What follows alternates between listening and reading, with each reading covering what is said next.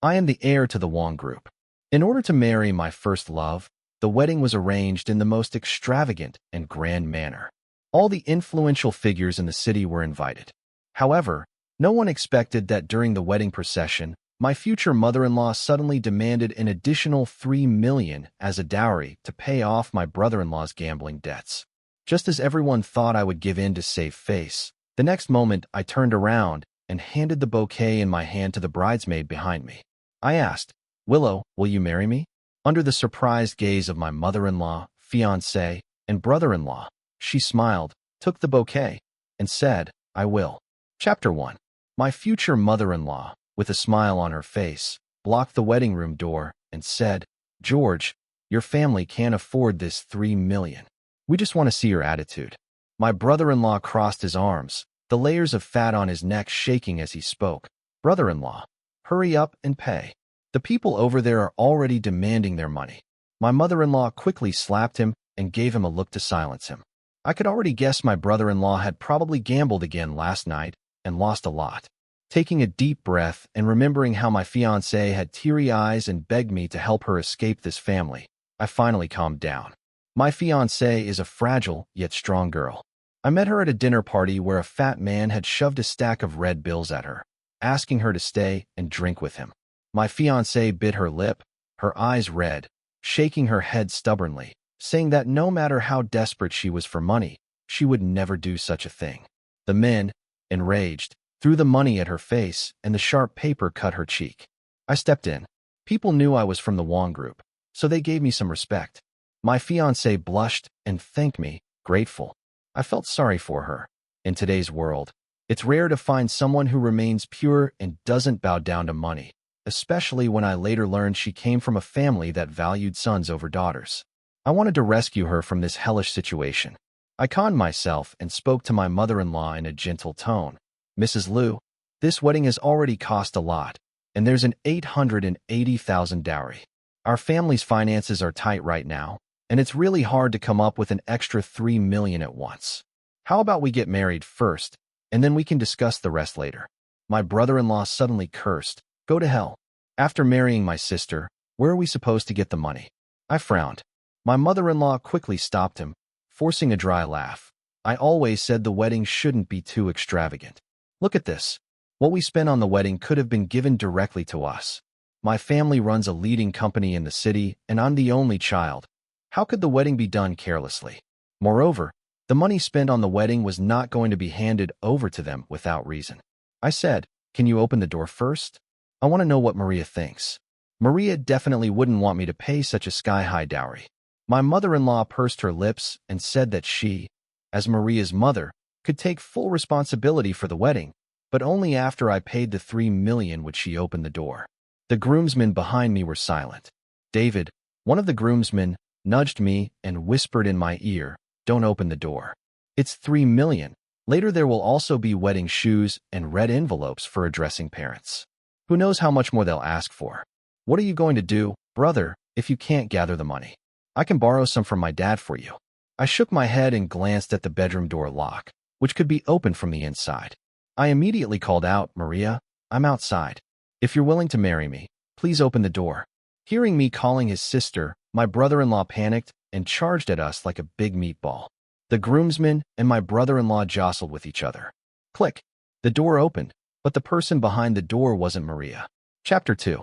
My friend and bridesmaid stuck her head out with a grin and said, "I've been a cop my whole life, but this is the first time I've gone undercover. George, hurry up and get in. They won't let me open the door, but I've done you a huge favor." The groomsmen and I rushed in, but my mother-in-law, standing off to the side, looked displeased as she watched the bridesmaid open the door. The bridesmaid was my childhood friend, Willow. My fiancé's family had such poor relations that they couldn't even find enough bridesmaids as the wedding day approached, so I had no choice but to let my childhood friend, who was on break, step in. I rushed into the room and asked Maria if she wanted to leave with me. If she did, she could escape her family's patriarchal grip. Maria's eyes darted away, and after a moment of silence she said, "Have you gathered the $3 million?" Her words hit me like a bucket of cold water, drenching me from head to toe.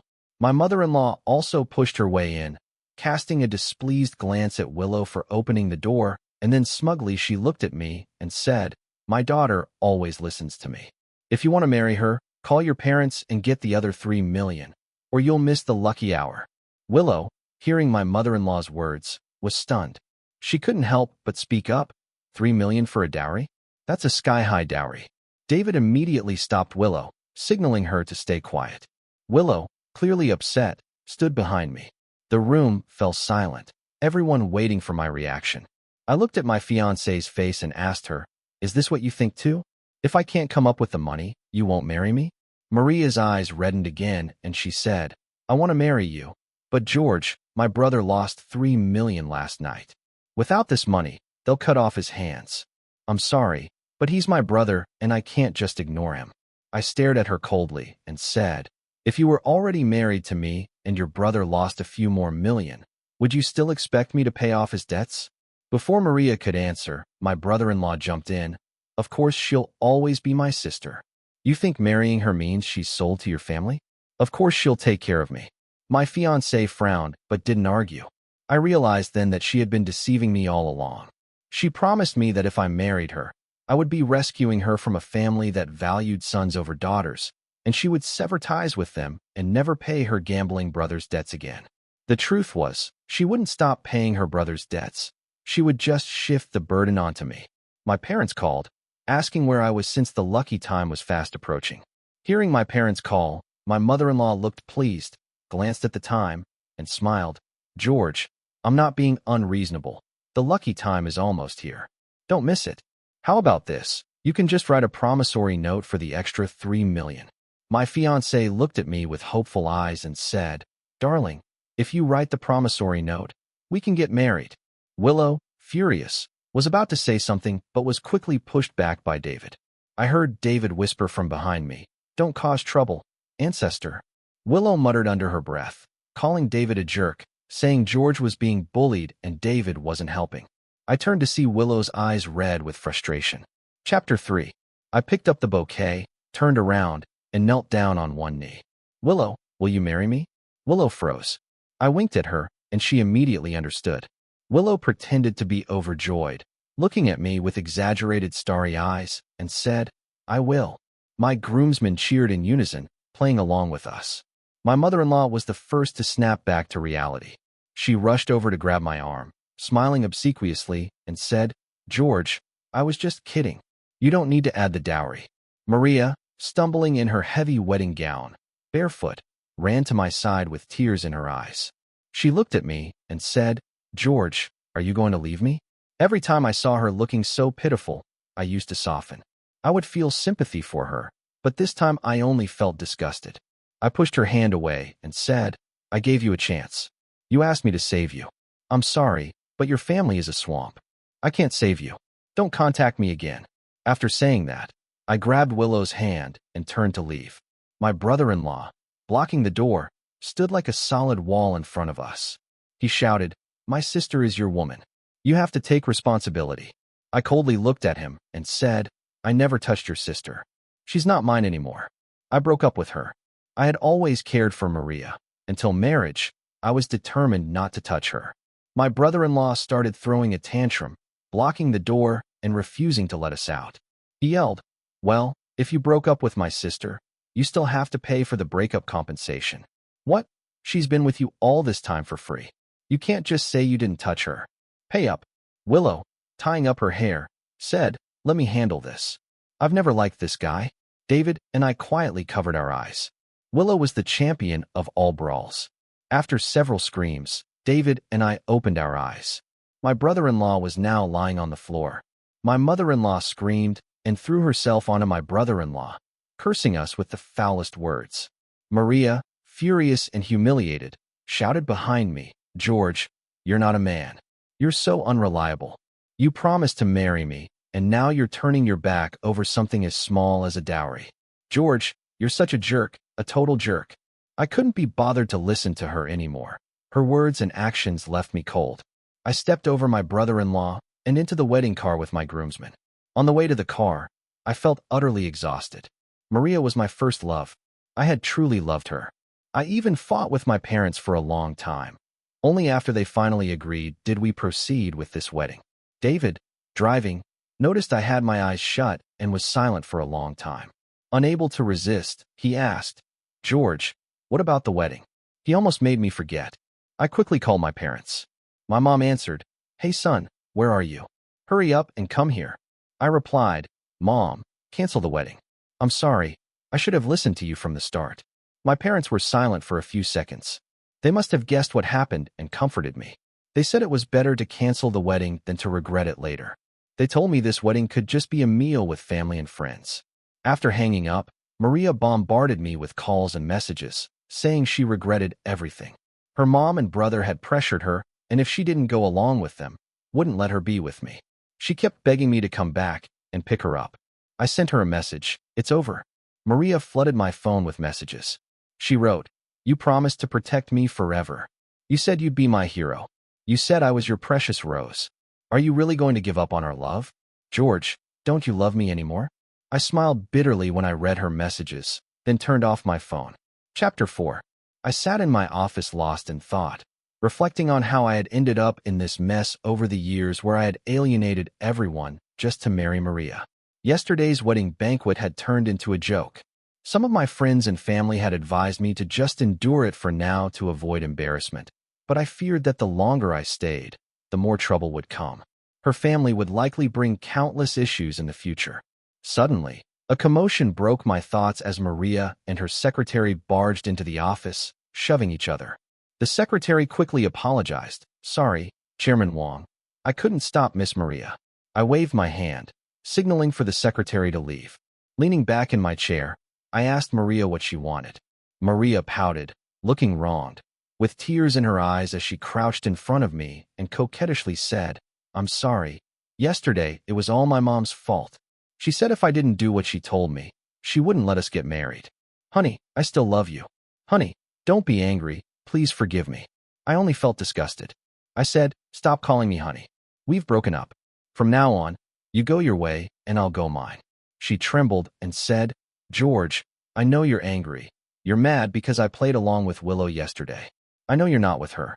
How could you like such a fierce woman? She even hits people." I sighed and replied, "Yes, I'm not with Willow, but what right do you have to talk about her?" Maria's face turned pale and red in turns, and she asked, "George, do you still love me?" This question again. All these years with Maria, whenever I didn't do things exactly as she wanted, she would start asking, "Do you still love me?" I was so fed up with it. I poked her shoulder and shouted, "Whether I love you or not, you should ask yourself. I fought with my parents for years just to marry you. You wanted a dowry of $880,000. Fine. My parents didn't want to pay, so I went out and earned it myself. How many nights did I stay up late working? You don't know. How many drinks did I have to endure with others? You don't know. I worked through several all-nighters, almost dying from exhaustion. My parents only gave in because they were worried about me. They agreed to the dowry, to the villa, everything.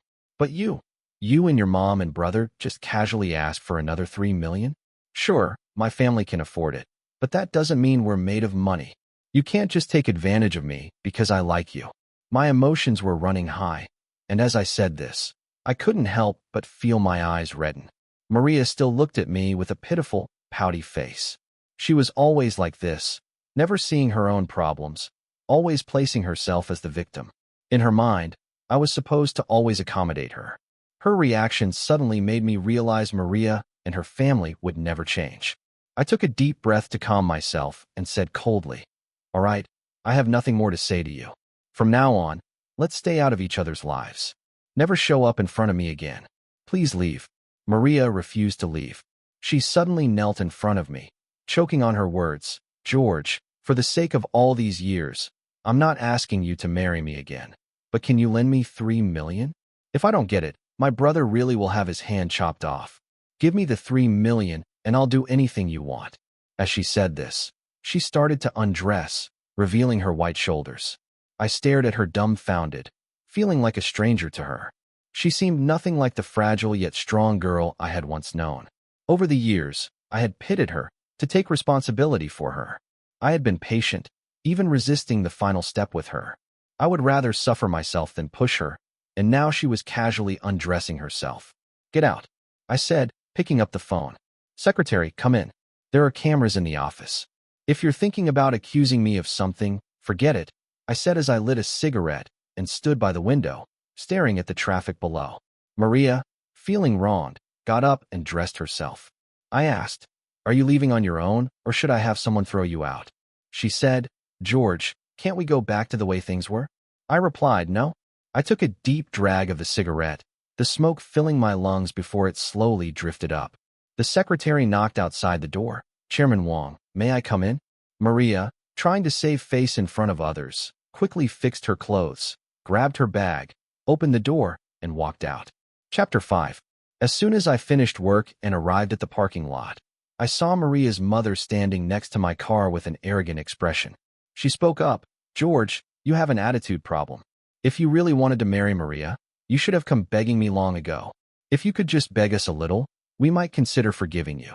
I ignored her, opening the car door. She snorted coldly, saying, if you're going to keep up this attitude, then I'll start arranging blind dates for Maria. Don't regret it. I couldn't understand why her family was so confident about everything. Why did they think I would continue chasing after them like some dog forever? I didn't want to say a word to her. I just got into the car and slammed the accelerator, driving off. Maria's mother stumbled back as the car zoomed away. I glanced in the rearview mirror and saw her brother emerge from some corner. The two of them were looking at the back of my car, seemingly discussing something. I quickly tapped on my phone and found the property manager's number. I asked, can anyone just walk into the parking lot now? Handle this. From now on, neither my ex-girlfriend nor her family is allowed anywhere near our company. Understood? Chairman Wong.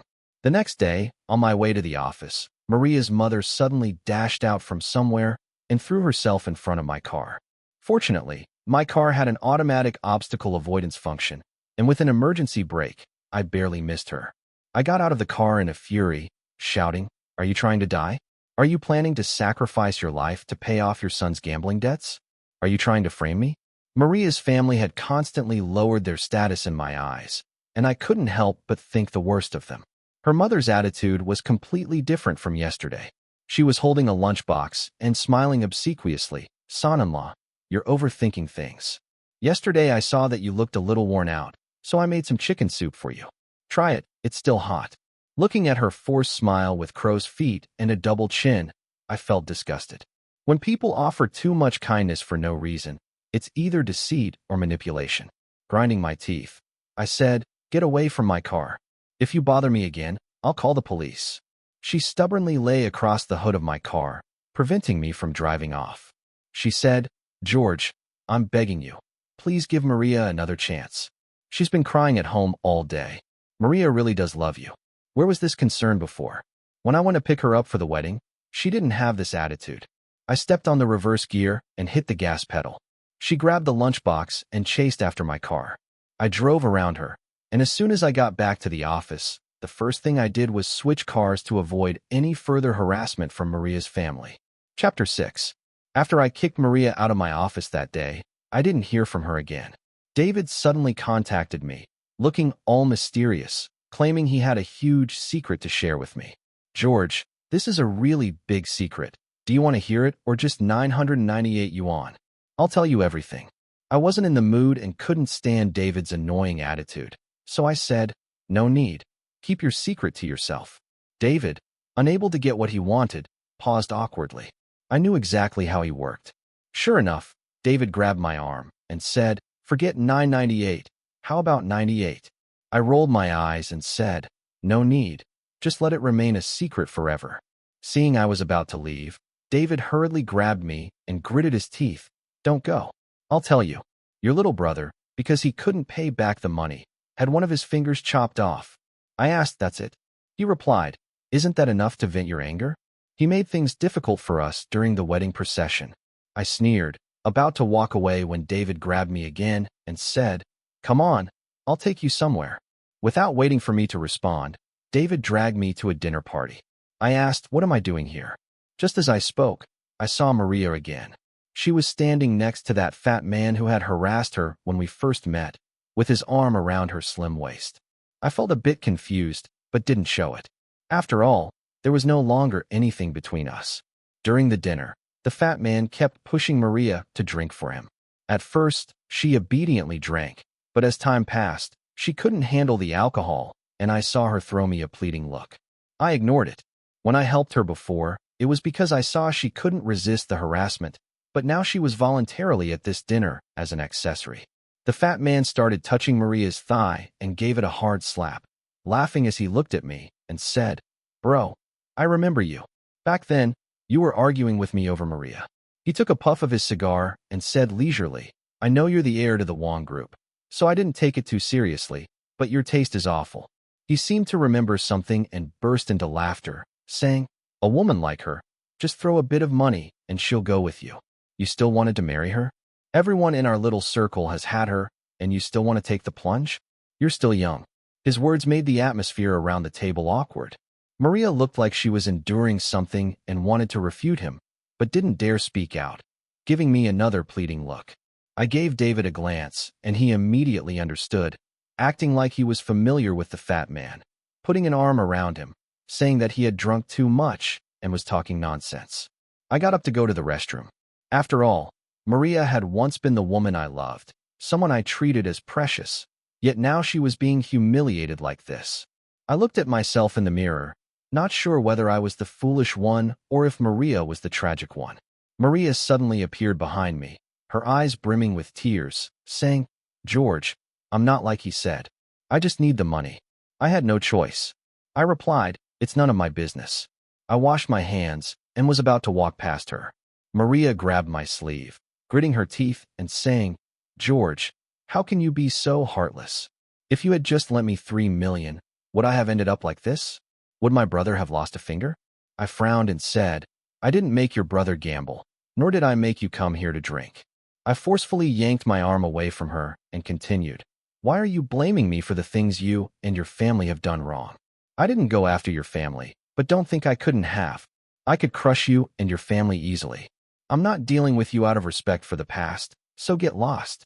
Don't make me do something I'll regret." Hearing my words, Maria's tears started flowing again, and she bit her lip tightly. I said, "Actually, the easiest way to solve everything is for you to cut ties with your family. Once you do that, all your problems will be solved. Your brother is just a bottomless pit." Out of kindness, I gave her a last piece of advice, considering we had once been together. Maria cried, "But he's still my little brother." She was hopeless, willingly becoming the source of support for a gambling addict brother. I pushed her aside and walked out of the hotel, sending David a message, "I'm heading back." Late at night, as I was about to fall asleep, David called me. He hesitated, rambling on, and I was so tired I almost hung up. It wasn't until he finally said, "Bro, I have to tell you something. Brace yourself." I replied, "Go ahead." He sighed and said, "You might have been tricked." I went and asked around in that fat guy's circle. You know, those nouveau riche, greasy uncles who play around. Maria has always been good at pretending to be a little innocent flower, specifically targeting those kinds of men. She accidentally snagged you. Hearing me stay silent, he quickly added, "But it's okay, bro, you cut your losses in time. Just think of it like stepping in dog poop." I said, "It's fine, it's already over." He replied, "Good. Just don't cry under the covers alone at night." After a few jokes, I hung up the phone and silently pulled the blanket over my head. I felt dirty, so dirty. At least I never touched her. Chapter 7. The fat man who had once harassed Maria suddenly contacted me. Our two companies were about to collaborate on a project, and he told me that men should focus on their careers and not let Maria get in the way of our cooperation. He offered this dinner as an apology. After several attempts to set up a meeting, I reluctantly agreed to have dinner with him. The fat man was surrounded by a group of women. He took a sip of tea, swirled it around in his mouth, then turned and spit it into one of the women's wine glass. He casually waved me to choose one of them and slapped a woman in a white bodycon dress on the back, saying, "Go and serve Chairman Wong." I quickly waved my hands in embarrassment and said, "Let's talk business. Can you have them leave first?" The fat man laughed heartily. I didn't expect Chairman Wong to be so innocent. He poured me a drink, but I declined. He said, "Chairman Wong, if you don't drink it means you haven't forgiven me. Here's the deal. You drink this glass, and I'll give you a bit more of the project." I raised my glass to him and drank it in front of him, turning the glass upside down to show I had finished it. The fat man looked at me with a gradually malicious smile. I realized the drink was tampered with. As I collapsed in my seat, he whispered in my ear with a sinister laugh, "Daring to take the project from me? You're out of your depth. This project is already mine." Then he yelled out, "Come in. We're done here." Click-clack. The sound of high heels grew closer. He said, "Let's go. The room's ready. Stick to the plan and hurry up. Be careful. His people might catch on." Two of them stumbled as they dragged me upstairs to the hotel room. The fat man said, "Hurry up and strip." Then I heard Maria's voice, "Can you leave first?" The fat man responded, "What are you pretending for? What haven't I seen?" Maria stopped talking, and only the sound of clothes rustling filled the room. The fat man muttered a few filthy words from the side. I opened my eyes, shouted angrily, "What the hell are you doing?" The fat man smiled wickedly, raised his phone, and said, "What am I doing? The great George, chairman of Wong Group, forcing a good woman? Do you know what kind of damage this would do to your company if these photos get out?" I asked, "You went through all this trouble to set me up. Just tell me what you want." He said, "It's simple. Give us $5 million and you step out of the project. I'll take it all." Maria, naked, hid behind the fat man, too scared to look at me. I said, "You're extorting me." He laughed, "Chairman Wong, don't make it sound so ugly. We're just doing business here." I asked, "Aren't you afraid I'll report this to the police?" Shrugged indifferently, took out my phone and played with it in his hand, saying, "The phone's in my possession. How are you going to call the police once this is done? Do you have any evidence?" I scoffed and clapped my hands. David, who had been lurking outside, kicked open the door with a few of his men. Maria frantically grabbed the clothes on the floor and covered herself up. I pointed to the hidden button camera on my shirt and said, "You think I trust you that much? No preparation? You think I'd come to dinner unprepared?" The fat man and Maria looked shocked as they saw the camera. "You didn't drink that glass." The fat man stammered. I said, "We're all old foxes at the drinking table. Swapping drinks and pouring wine isn't that hard for me. Now what's it going to be, public or private?" The fat man cursed under his breath, realizing he was done for. He said, "I've spent my whole life playing with eagles. Didn't expect to be pecked in the eye by one. I'm out of the project." I nodded, signaling him to leave. Without a word, the fat man dropped Maria and quickly ran off. Once the fat man was gone, Maria, seeing that no one was supporting her, knelt in front of me. She said, "George, I'm sorry." I rubbed my temples and said, "Don't say anything useless. I warned you last time. I don't want to deal with your family. I don't want to see you again. Just tell me, your brother's legs or arms? Choose one." Maria's eyes widened in shock, tears and snot flowing as she sobbed, "No, he's my brother. George, please, for the sake of all the years we spent together, let me go this time." I nodded to David and his men, signaling them to listen carefully. I said, "Okay, here's your last chance." Maria was overwhelmed with gratitude, crawling out of the room. In reality, I was just scaring her.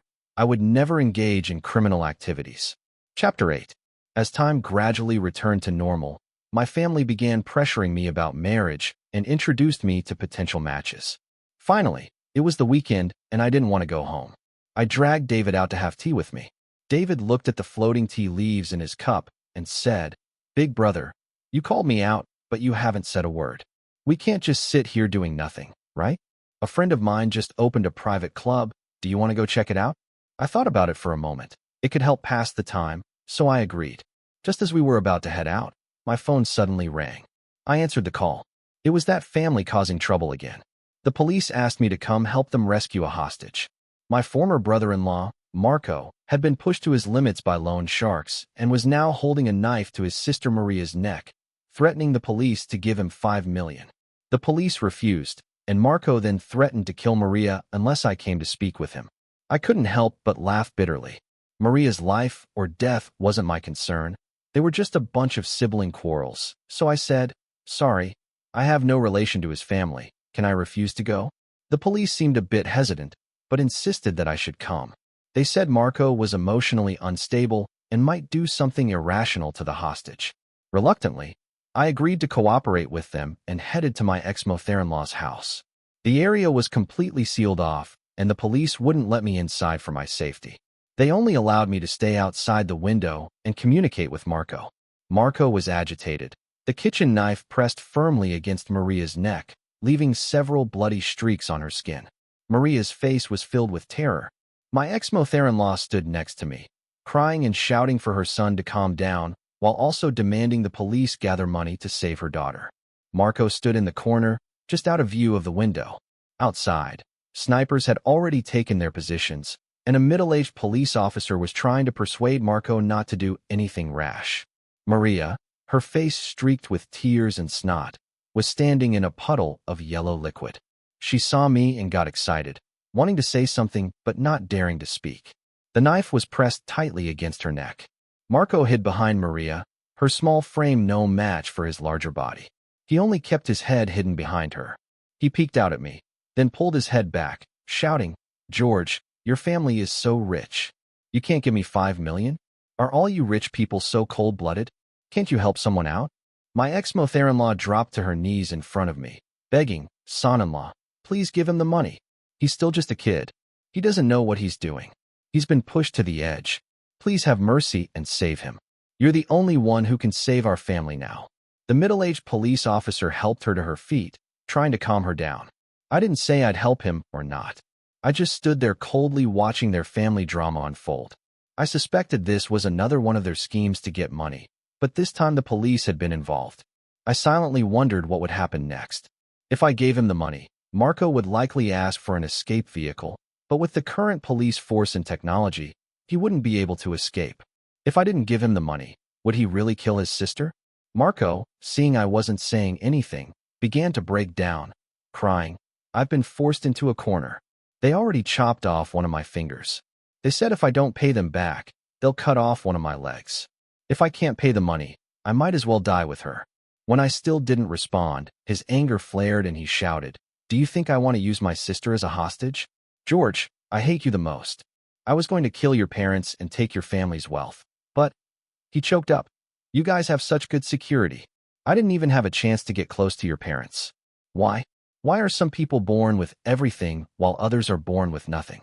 Maria's neck wound deepened and she struggled in pain.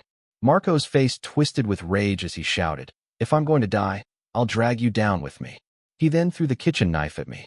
The knife flew toward my face, but I managed to dodge just in time. A gunshot rang out. Marco, having thrown the knife, revealed himself just in time for a sniper's bullet to strike him. Maria collapsed to the ground. My ex-mother-in-law froze for a moment, then screamed and rushed inside, throwing herself on top of Marco, trying to pull him up, screaming my name. Marco's mouth foamed with blood, and the floor was soaked with it. The police and paramedics rushed in, pulling my ex-mother-in-law aside to treat Marco and Maria in a frenzy. My ex-mother-in-law lunged at me, crying out, "All you had to do was agree to give him the money. Why didn't you agree? Why didn't you just give him the money? It's your fault my son is dead." The middle-aged officer tried to stop her, but he couldn't hold her back. I put my arms up to shield my head and kicked her away. She went wild, throwing herself at the police officers, grabbing and hitting them, shouting that they had killed her son. A few officers rushed in and restrained her. Chapter 9. After Marco went to prison, Maria and my ex-mother-in-law disappeared, and I didn't hear anything from them. One day, when Willow came over during her break to hang out with us, she suddenly confessed her feelings to me. I agreed. My parents and Willow's parents were both very enthusiastic about arranging our wedding. After Willow and her family left, my parents called me into the study and said they had something to tell me. My dad asked, "Have you seen your ex-girlfriend's mom recently?" I was a bit puzzled by the sudden question and shook my head, saying I hadn't seen her. My parents exchanged a look before my dad continued, "She's been hanging around our neighborhood lately. One time she even tried to fake an accident with our car." My mom gave me a strange look and added, "And she was dressed so lightly for the winter. She was only wearing a thin coat and a dress. We live in the north where it's well below freezing in winter, and everyone wears down jackets or fur coats. Who would stand outside in a dress? Could it be?" I glanced at my dad and thought to myself, those two really have their eyes on our family. They won't stop until they get something out of us. I said, "Just to be safe, Mom and Dad, you should move into the house in the southern city for a few days. It's been vacant for a while, and the formaldehyde has been aired out. Her son's in prison, and their family is completely insane. I'm worried she might do something to you guys." My parents agreed. As soon as I got home, I had my secretary keep an eye on my ex-mother-in-law's movements, just in case she really tried something. After all, she had nothing to lose. A few days later, my secretary came to report that after waiting at the entrance of our neighborhood for a few days, she hadn't seen our car and got bored, so she left. Recently, she stopped hanging around our neighborhood and started doing square dancing instead. With her bold dance moves and swaying skirt, she managed to hook an old rich man. While dancing, she sprained her ankle and fell right into the old man's arms, making him feel some romantic stirrings. She swindled 200,000 yuan from him, and soon his wife and children showed up at her door, beating her up in a fit of rage. My ex-mother-in-law gave up on any attempts to get money, but she was now desperate for her life. The old man's wife and daughter had no choice but to take her to court. As for what happened after that, I told my secretary not to worry about it anymore. That family would take care of her. Chapter 10. My marriage to Willow went smoothly. Relatives and friends all congratulated us, saying that good things come after many trials and that I had found true love. They praised Willow endlessly, calling her as beautiful as a flower, as graceful as a fallen goose, beauty inside and out. I glanced at Willow, who insisted on wearing a police uniform for our wedding. 3 crows flew overhead. What did all these compliments have to do with Willow? She was almost too handsome, surpassing me in looks. All the female guests at the wedding were screaming and cheering, calling the bride so handsome, completely overshadowing my presence. One evening after the wedding, Willow was lying in my arms when she suddenly asked if I knew what Maria had been up to lately. I didn't take it seriously and casually replied, "No idea. Whatever she's doing, it's none of my business anymore." Willow sat up and said, "That's not what I meant. I overheard a colleague talking about a case today and realized it was related to her. After her brother went to prison, the loan sharks didn't let Maria off the hook. Her mom disappeared without a trace, so they captured Maria. They lied to her, saying if she didn't pay back the money, they'd have her brother killed in prison, but they couldn't even get to Marco in prison. They were just tricking her." Sadly, Maria believed them. To save her brother, she told the loan sharks she had a way to make big money and needed more time. She asked them to send her 2 people to supervise her and help her out. Maria's plan was to lure several girls, imprison them, and force them to engage in prostitution while filming and uploading the videos online. She's facing charges for organizing prostitution and distributing obscene videos, which could land her a sentence of over 10 years. I was speechless after hearing Willow's words. Maria seemed like a complete stranger to me now, as though I had never known her. The years I spent with her felt like a dream. I said, "She chose her own path. There's nothing we can do about it. Let's sleep." From that point on, that family disappeared completely from my life.